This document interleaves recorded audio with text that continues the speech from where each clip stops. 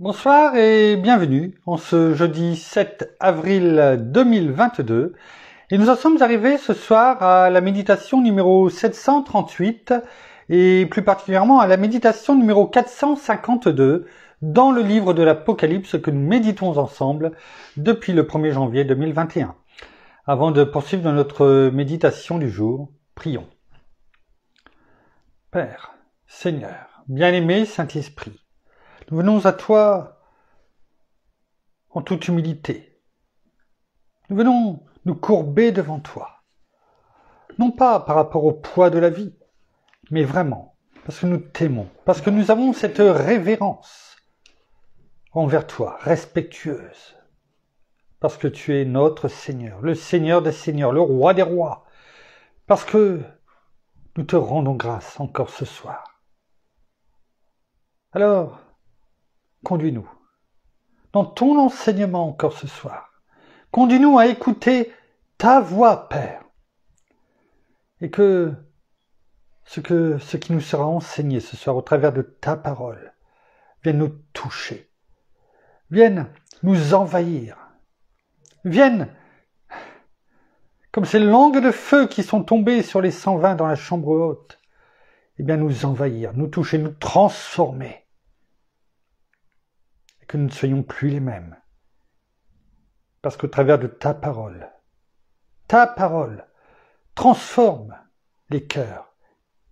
Ta parole vivifie. Ta parole nous rend différents du reste du monde. Alors en tant qu'enfant de Dieu, en tant qu'ambassadeur de Christ,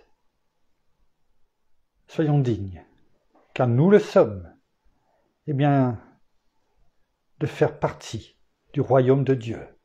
C'est un privilège, et nous t'en remercions, nous te glorifions pour cela, Père, dans le nom de Jésus.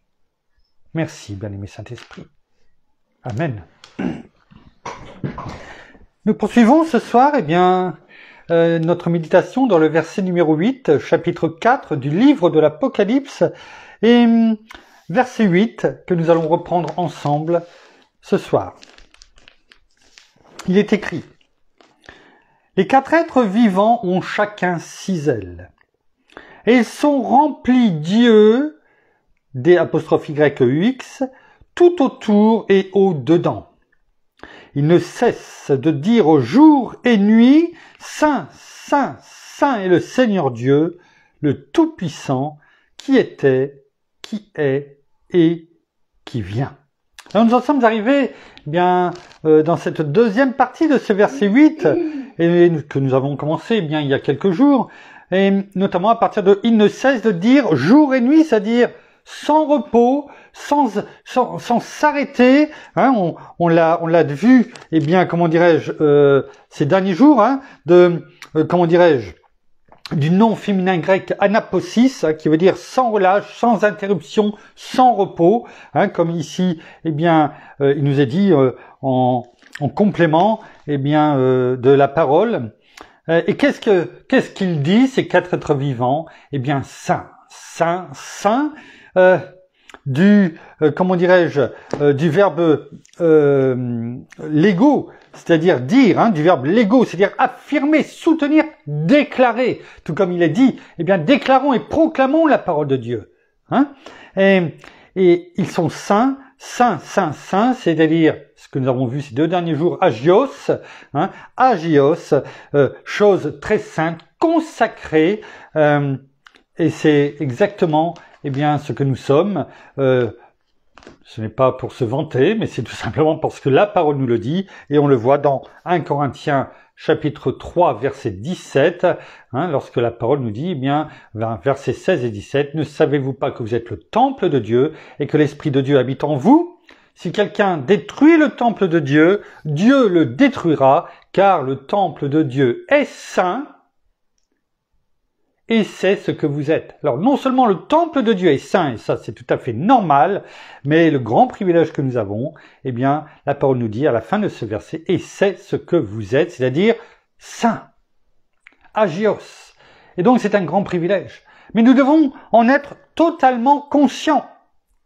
Parce que l'ennemi de notre âme, eh bien, la seule chose qu'il veut, c'est que nous n'en soyons pas ou conscients, ou que nous ne l'acceptions pas par rapport à notre vie, mais notre vie passée. Vous savez, cette vie, lorsque, eh bien, ce vieil homme qui a été cloué à la croix, on va y revenir la semaine prochaine, cloué à la croix, lorsque notre Seigneur lui-même, eh bien, s'est donné en rançon pour chacun des enfants de notre Père, pour chacun qui venait, qui pliait les genoux devant lui et qui se repentait ardemment, eh bien, de sa vie. Nous sommes saints, tout comme nous sommes enfants de Dieu. Et c'est ce qu'il est écrit dans 1 Jean 3, verset 1er. Voyez de quel amour le Père nous a aimés, puisqu'il nous a appelés enfants de Dieu, et nous le sommes. La parole est claire. Elle ne dit pas « et vous y serez ». Non, non. Et nous le sommes en Christ Jésus notre Seigneur. Alors, qu'importe les situations dans lesquelles nous avons traversé, qu'importe ce que nous avons été avant, qu'importe ce que nous avons fait comme bêtise auparavant, qu'importe.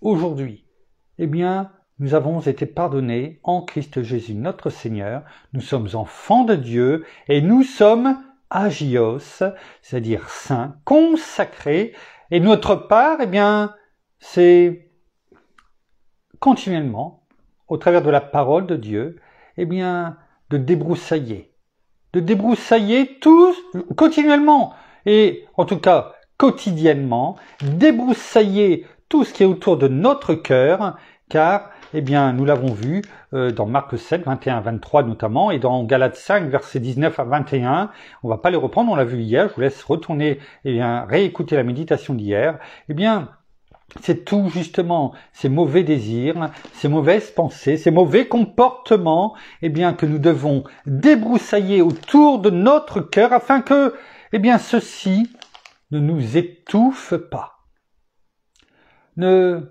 pousse pas au point de ne plus laisser passer la lumière qui est notre Seigneur au travers de sa parole, de ses commandements. Car, eh bien, c'est vrai que quand la lumière ne passe plus, eh bien, toute vie disparaît. Alors, pour laisser passer la lumière, parce que, eh bien, des herbes, eh bien, hautes, eh bien, enfin, des herbes, eh bien, poussent, et si on ne débroussaille pas, ben, ça prend, eh bien, très rapidement de la hauteur. Vous savez, la nature reprend toujours, eh bien, ses droits. Là où tout a été débroussaillé, eh bien, vous savez, la nature, eh bien, est capable, l'herbe, une fleur, est capable de percer le béton, si on laisse faire, et pousser. Alors, si elle peut percer le béton, comme elle peut aussi nous bercer d'illusions, ces mauvaises pensées, cette mauvaise herbe, ces chardons qui sont là aussi, vous savez que quand on veut les retirer, eh bien, on se pique, eh bien, à combien plus forte raison, elle peut détourner nos cœurs, elle peut, comment dirais-je, lui faire de l'ombre, à tel point qu'à un moment donné, eh bien, on ne voit plus, eh bien, la lumière passer, la lumière de la parole de Dieu, alors que nous sommes nous-mêmes appelés à être la lumière du monde. Et pour être la lumière du monde, il faut que notre cœur, eh bien, soit totalement débroussaillé et que la parole de Dieu fasse son effet, fasse cette cuirasse, cette forteresse autour de notre cœur, que notre cœur soit totalement rempli et siège dans la présence de notre Père, en Christ Jésus aussi notre Seigneur et lui en nous, afin que notre cœur, de notre cœur, eh bien, ne sortent que des paroles positives, parce que de notre bouche, c'est ce qui vient de notre cœur. Et donc à ce moment-là, eh bien, que ne sortent que des paroles positives, de sagesse, de bénédiction, d'amour,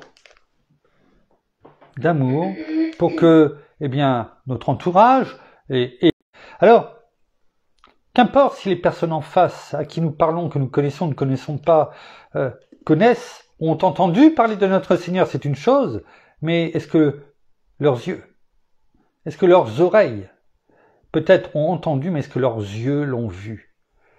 Et peut-être que ça sera la seule fois à travers nous, eh bien, qu'ils auront l'occasion d'entendre parler de notre Seigneur, d'entendre ce que notre Seigneur veut, d'entendre, eh bien, combien il est important de pardonner.